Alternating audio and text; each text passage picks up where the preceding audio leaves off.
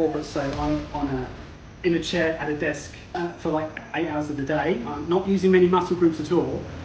Very sedentary. So for me, this is like the complete antithesis of this. That's my escape from that environment, but actually to do something. A bit of history. I noticed as soon as I started a corporate job, I started losing muscle mass and fitness really quickly. So I needed something to counter that, and obviously being at a desk job, there's not much going on there. So the appeal of this is I get all of that, I get all of the physical exertion and pressure and the challenge, but also I'm not a gym person. I can't just exercise for the sake of exercise.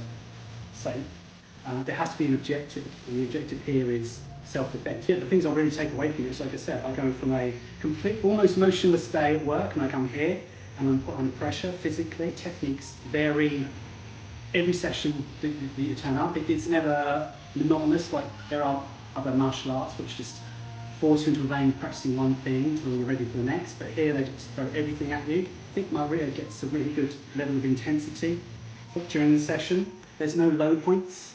Even when you stop and slow down to learn the next technique that you're going to be rehearsing in that particular session, it's not like the energy drops out of the room.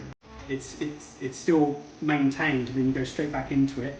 And yeah, I really enjoy the physical and the mental intensity, because you're having to think on the fly, trying to think about how to dodge an incoming hook to the face is a lot more pressurising and challenging than filling out a spreadsheet. Doing something like this definitely builds the self-confidence. Like, don't get me wrong, I don't walk around thinking I'm Rambo or anything, but before doing this, yeah, I was probably a little bit keener to just maybe keep a little bit more quiet and sink into the background. But if you can come into a room like this full of guys your size, twice your size and whatnot, and learn to get used to that and realise that, do you know what, you can take a knock on the chin and you're all okay. It definitely does translate into corporate environment.